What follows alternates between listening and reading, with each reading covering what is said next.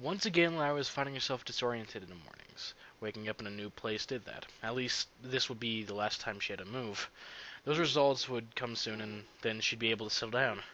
She dragged herself out of bed and walked down the hall, past her mom's studio to the bathroom across from Chloe's room. In the in the past 9 days, she'd managed to learn her way around. The first thing she noticed, she looked in the mirror. Muting that. Noticed when she looked in the mirror was that her hair was a total mess. She found her hairbrush sitting on the edge of the sink and started straightening it out. She really looked more pride in she took more pride in her appearance now that when she, now than when she had been a pony. True, she still looked somewhat like her pony self, but it was just her hair and her eyes. Those things didn't really matter.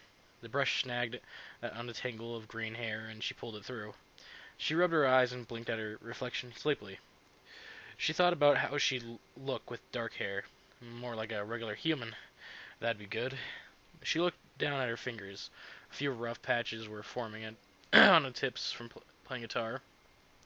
It had been painful at first, but she'd been told they were good. It would make it easier to pick the strings. What had Rhonda called them? Calluses? That was right. It was mostly on her right hand, but there was a few forming on her left as well. She poked at them, about the odd, curious about the odd stiff texture. She winced as her hairbrush got caught in her hair again, then went back to looking at her hands. She stopped. Both her hands were empty, but she was still brushing her hair. She looked up at the mirror again, had just a glimpse of fading aura around the brush before it dropped and clattered on the floor. In a panic, she knelt down and picked it up, but her fingers were gone. Two mint green hooves were sticking out of her sleeves in their place. Lyra sat straight up in bed. It was still dark outside and completely quiet except for the crickets chirping. She turned to look at the clock on the nightstand. Numbers 2:43 a.m. were glowing on it. Just the numbers. Her parents had called it digital. She pulled her hands out to check that they were still there. Everything seemed to be in order. Then she reached up to check her forehead, just to make sure it was still smooth. She let out a sigh of relief. Had she really expected to find her horn again? Of course not. Humans didn't have those. But she'd better make sure she was really still normal. As her eyes adjusted to the darkness, she scanned the room. There was the dresser, and that large shape leaning against the corner was her guitar. She could barely make out the indistinct shape of her lyre in the shadows. It was set up on top of the dresser, probably about 10 feet away from her. She tried to remember how this worked, focusing her mental power, letting it flow into the object and picking it up. Nothing happened.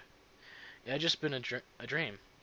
She still didn't have magic. It was crazy to think that she would, even though it would. Hold on. I'm sorry, guys. Even though it had turned out to be nothing, she was still feeling short of breath. That feeling when she'd realized she was using magic again. The first thing that had flashed through her mind had been how she would explain that to her family. For the past couple of days, she just kept on telling them she had somehow lost her memory. She was feeling like a broken record. But what else could she say? Especially after what happened with Audrey. But how long could she really go on lying to her own family? She laid her head back on a pillow and pulled the covers up. Everything was going to work out. Somehow. One thing that hadn't changed since being a pony, Lyra still slept in late. On most days, at least. This morning she was up unusually early, but after that dream, she hadn't exactly been able to rest easy. Lyra slowly worked through her daily routine. Nothing out of the ordinary. No magic, no hooves. That much was good. It had been over a week, and Lyra was starting to get used to how things worked with her family. They had their own routines. At times, she felt that she was throwing them off by suddenly showing up. But her parents seemed happy that she was back, most of the time at least. There still seemed to be a trace of doubt every once in a while, but that would soon be cleared up. If the door to Chloe's room was still shut, she was probably still asleep. I was still getting used to the idea about that she had a younger sister. For the past 7 years, she had a sister, a human one. Chloe seemed to be adjusting to Lyra being around all the time, but she didn't really like to talk to her. She didn't know who Lyra was yet. If those results came back and it turned out Lyra was who she thought she was, and Lyra just knew that they would, then they'd tell her, but only then. For now, Lyra was just staying at our house for a little while. Chloe was almost the same age as the Cutie Crusaders. Lyra had been great at getting along with them, but for human kids, what did they do? They definitely weren't concerned with getting Cutie Mark or anything like that. And Lyra really didn't know much about the kind of unicorns Chloe was interested in. Her parents' room was down the hall. Her mother was most likely asleep as well. She would probably wake up soon, sit on the back porch to eat breakfast, and then work on painting. There was a half-finished work in the studio that Lyra could see as she walked past. It looked like it would be a human figure with wings, but that was about as ridiculous as a human who could use magic. Lyra stopped in her bedroom again to pick up the paperback sitting on her nightstand. A bookmark stuck out about three-quarters of the way through. She picked it up and took it with her. Nobody else was down here yet. Her dad was probably asleep, probably awake. He would get up earlier than anybody else and work on writing. When he called it writing, but it was actually all on a computer and not a paper. Humans did all use those for just about everything. Maybe Lyra would learn how to use one herself someday. Typing looked like it was fun. She set the book down at the kitchen table and walked over to the cupboard. She opened it up, but it was the wrong one. This one was filled with plates. She moved on to the next one, and the one after that. She still couldn't keep track of what was where. Here it was. Now, where were those things? Where were those things? Those thin pastries with the fruit filling that came in the shiny foil wrappers. She searched. She searched. She searched the shelves and found the blue box they came in. It was high. It was up high. Maybe she was still half asleep because her first instinct was to levitate it down. She shook herself and reached up, closing her fingers around it. She stood there for a while, staring at it blankly. "Good morning, Lyra." She was snapped back by the sound of her father's voice. "Oh, good morning." She managed to smile. "You're up early. Is everything all right?" "Yeah, of course." Her eyes went back to the box in her hand. "I just had a weird dream. Had a weird dream last night. It's still kind of getting to me." "Do you remember what it was?" he asked. "No," she said. "I'm already forgetting why it bothered me in the first place. I used to have dreams all the time." "How long ago?" "It was, She moved her fingers unconsciously, drumming them against the box. Then she remembered what she was doing and took out took out one of the packages. "I don't know. I just used to have them." She started making coffee. He started making coffee. They had a machine that did it automatically. From what she'd seen, humans were practically addicted to stuff, and her parents were no exception. Lyra sat down at the table and crossed her legs, leaning back in a chair. She tore open the foil, took out one of the pastries, and took a small bite from the corner. You could heat these things up in something called a toaster, but she didn't feel like it today.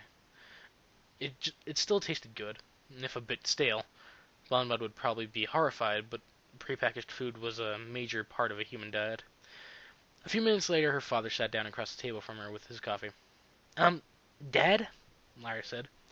"Yes?" "I've been reading your book." It was on the table in front of her. She tapped it with one finger. "There's a few things that confuse me, though." "What do you mean?" "Well, magic, for one thing. How do they use it? You say that they can just learn it, but anybody can do that." "It takes some complex mental focus and years of practice, but essentially any character could learn it." Pardon me. He seemed to be speaking more openly than he had been before. It was an easier topic. "Of course, the Citadel doesn't let anyone in. They want to protect their power and teach it only to those they decide are worthy. You've read about that part, haven't you?" "Hmm?" Lyra said. She thought back. First time she'd ever used magic. It had been an accident. "I guess I just never thought magic worked like that." That's the thing about magic," he smiled. "It's not very well defined, so writers can do whatever they want with it." Lyra frowned. That wasn't right. The exact nature of magic wasn't easy to get, even if you could use it, but there were some basics that were just undeniable. For one thing, in order to have any control over it, you would need a horn to focus it through, and it was a lot easier to learn than he claimed it was, and partly because a unicorn was designed to be able to use it. "Oh, and unicorns," she said. He stared at her. Do you have any of them in this book? Lyra said. She quickly nodded. She quickly added, I know Chloe likes them, but you know. I don't have many mythical creatures in my world. No, just regular horses. Mythical creatures. Like all of Lyra's friends and family up until a little over a month ago. The horseback riding was mentioned every so often in the book. It was like they were just animals. It was hard to explain exactly how she felt about that. The horses weren't much like ponies except in appearance. A lot of things in this story seemed like the humans Lyra had read about. She hadn't read anything about humans riding horses, but if the princess had wanted to erase records of humans, that would be one of the first things to go, along with warfare. There's a lot about that in her dad's story, too. It's an interesting story, Lyra said. I definitely haven't read anything quite like it before. He smiled. And I've got critics who claim it's too cliche. Is this kind of story normal for Hugh? She caught herself just in time. Making these questions sound natural was hard. Is it a common theme for stories? He shrugged. It's a very wide genre, but some things never change. She nodded and turned towards the window. It's all somewhat based on history, though, isn't it? You just added things to it like magic and the countries? She waited for his response. Because she realized that the kingdom of Amathia and the nation of America sounded equally unfamiliar in her mind. For all she knew, it could be a real place. He nodded. There are some Greek influences that sets it apart from... Greek? You mean like those old stories and songs? Like they'd play on a lyre? I know I've heard some things about that. Half of our family, no, my half, that is, comes from Greece. That's where the Miklakos name comes from. My grandfather lived there, but I've only visited the country twice in my life. That's amazing! Her eyes widened. Greece was one of the countries that had really fascinated her ever since seeing seeing a couple pages in Twilight's book. Not only had they invented the lyre, which was a very popular instrument in Equestria, she was one of and she was one of them. You're interested in heritage, like I am, I take it. Just recently, to be honest, finding out she wasn't Caroline born had greatly increased her interest in herself. I used to. What? Um, Lyra fidgeted nervously. Nothing. I forgot what I was going to say. She finished her breakfast and stared out the window again, away from him. Lyra, he stroked his chin. The doctor told me that it looked like nothing was wrong with you. Why would there be? I'm normal, she said. He sighed. When we lost you all those years ago, your mother and I didn't hear anything. Everything was gone, but there was no sign of a break-in. All the doors were still locked. You had just vanished into thin air, and now you've reappeared just as suddenly. And you say you don't remember anything? Lyra lowered her head. It was too much like what Audrey had said when she dodged answering questions. I really don't. You have to believe me. She looked up at him. You do believe me, right? He reached over and put his hand over hers. If there's anything you don't want to talk about. I really don't remember anything, she insisted. I'm sorry. Lyra wished that she could make up a convincing lie. But how much about the human world did she really know? She knew Des Moines, and she had kind of seen Chicago. She thought back to the list of towns she'd copied into her journal at the airport, but she didn't know what any of them were like. Anything would be better than saying nothing. She put a hand on her forehead and rubbed it. I I need some fresh air. I think I'll take a walk. Before her father could say anything, Lyra stood up, slipped her shoes on, and headed out the door. Lyra didn't plan to stay out for long. She really had just needed a walk. It was nice and quiet out here in the woods. It was away from all the cars, so the smell wasn't quite as noticeable. In fact, it almost seemed like being in Whitetail Woods. She'd participated in the running of the leaves a few times there, back when she had been a pony. She almost let herself slip up.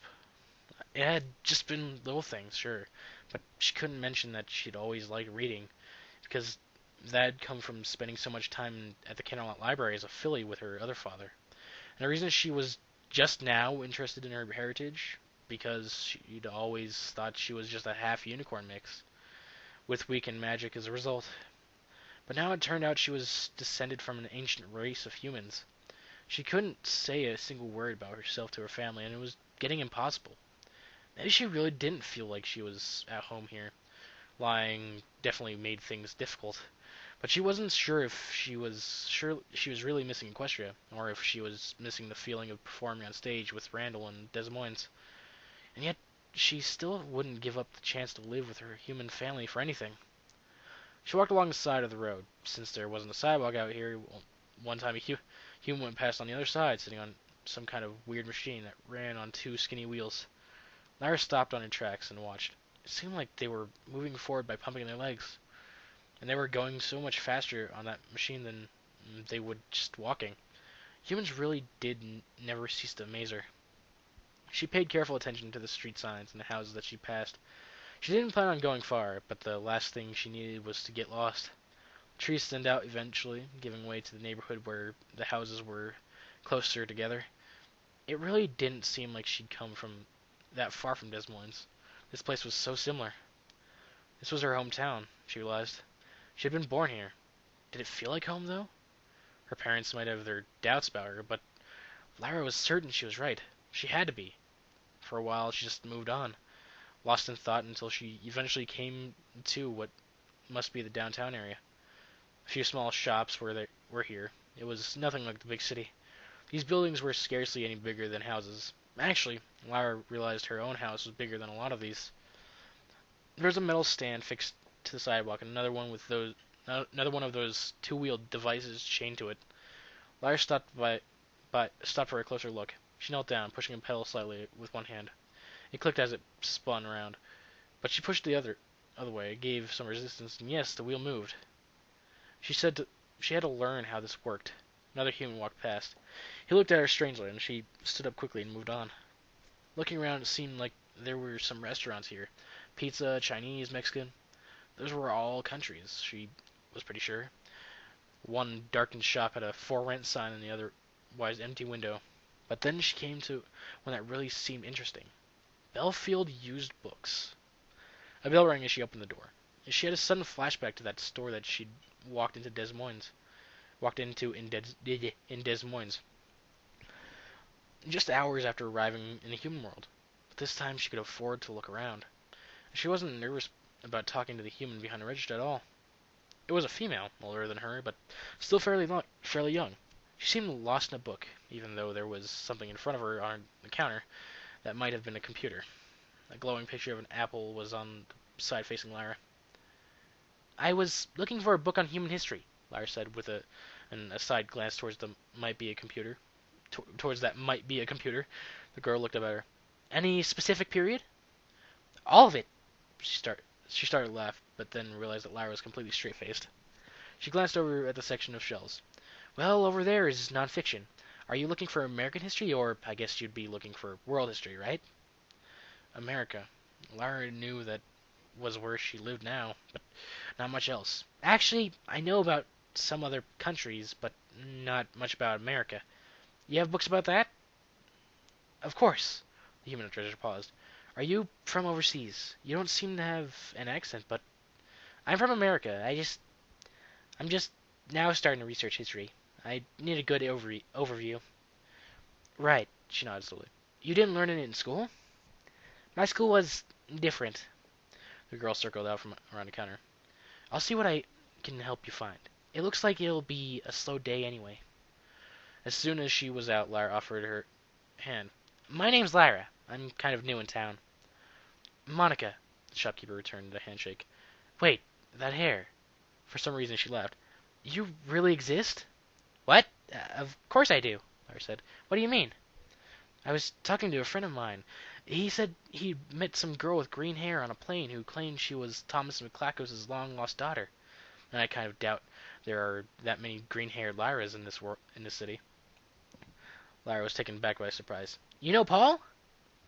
He comes in here every so often, Monica said. Small world, isn't it? I don't think so, Lyra said. The plane trip had proven that much. So, you're staying with Mr. Malakakos, then? I've met him a few times. He comes here every once in a while.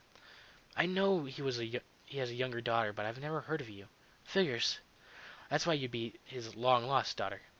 Yeah, his books are pretty popular, aren't they? You could say that, Monica said.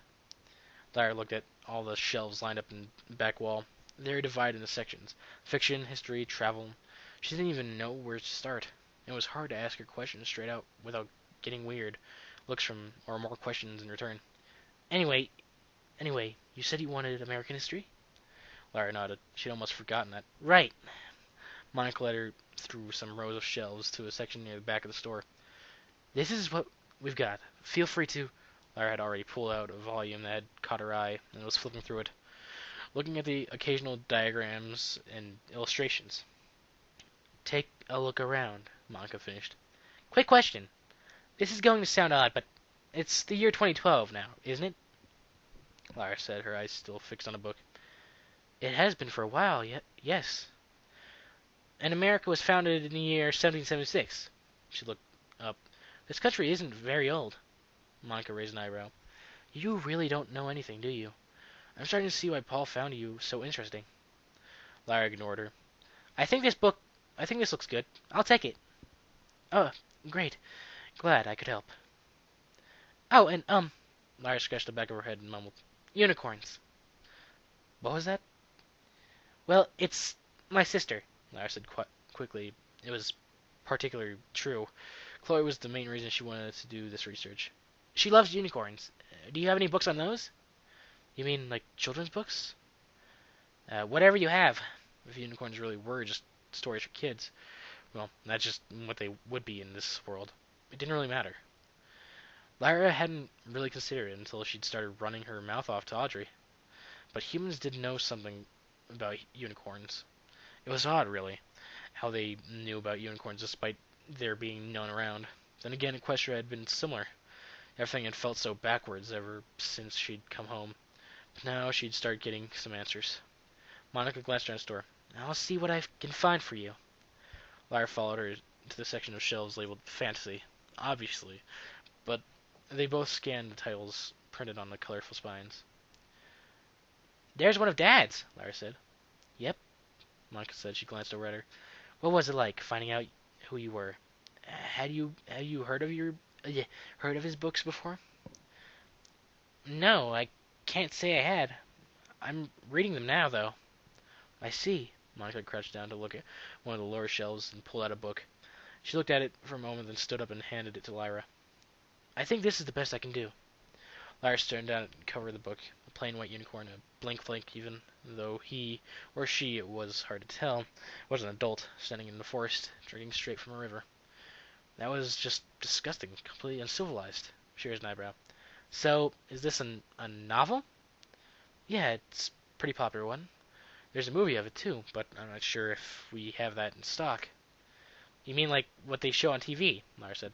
I think I'll just read this. I mean, like the idea of movies. It's like getting to watch a play whenever you want. I just can't stare at a box like that for very long. Really? Really now? You're a dying breed, Monica said with a smile. Seems like people don't read as much as they should these days.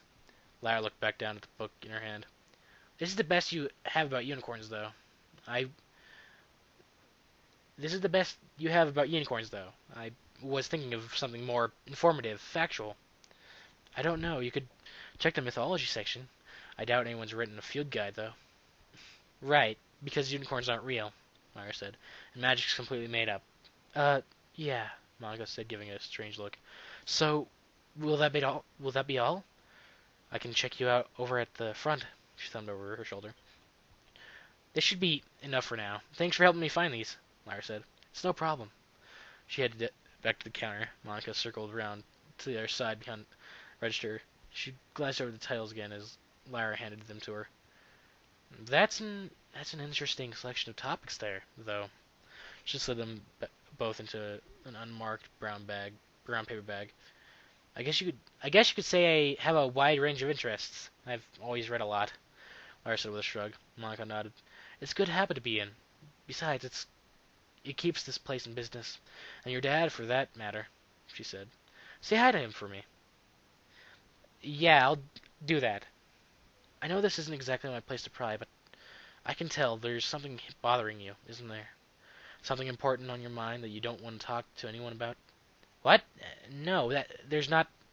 I'm not hiding anything, Lyra said. Why would I be? There you go. That's exactly what I'm talking about. You're acting so strange. Monica's voice was even, and Lyra felt silent. I'm not going to ask you what it is, but if it's really that important, then you won't be able to cover it up forever. I don't have a choice. Trust me. Sooner or later, you'll need to get it off your chest. You'll feel better. That's all I'm saying. She handed the bag over the counter, and Lyra took it with slightly trembling hands. Just some free advice. Thanks, I guess. It's no problem. Monica gave her a smile. So will I see you again? Probably. It was nice meeting you, Lyra.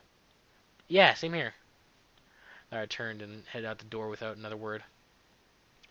Lyra found her way back into the neighborhood to her house easily enough. She only got lost once. It hadn't been much longer than an hour or two since she'd walked out. Maybe she should apologize. Her dad was probably worried. There was still some part of her that didn't like that she was still considered a child. She'd paid her own rent, well, half of it, for several years, but maybe it was best to live with her parents. It wasn't like she could fend for herself in this world. She needed to start learning about it. She thought about what Monica had said. Did her parents know she was acting strange? If Monica had, then yes, they probably had too, but she couldn't exactly tell the truth. She walked past the mailbox right by the side of this road and down the long driveway towards the house. Past both her family's cars. One was the big red one she'd come back from the airport in, and the other was the smaller black one. Her hand closed around the doorknob and pushed it open, with an uneasy smile on her face trying to give the impression of nothing had gone wrong.